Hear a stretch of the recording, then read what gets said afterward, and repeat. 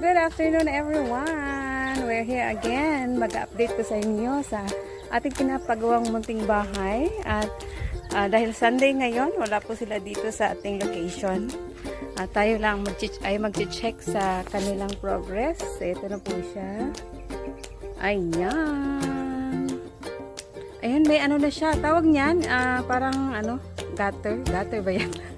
Ay, hindi ako familiar sa mga ganyang ano. So, ito naman guys ay patapos na.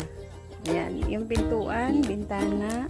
And then, sa taas ay kailangan ng steel deck para malagyan ng flooring ang ating roof deck. Yan lang po ang ating update.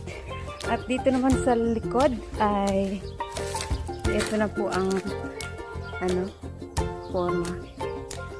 Yan na po. At doon naman, dito naman sa may bandang kusina ay lalagyan na yan nila ng ano, ng bubong. Inaayos na nila yung ano. Yan, may mga ano na siya. Trash. Sa taas. At dito naman sa baba ay finishing touches na lang ang kailangan. Ayan lang po. Yan lang po ang ating update for today's video guys. At maraming salamat po sa tuloy-tuloy na pagsuporta sa aking update.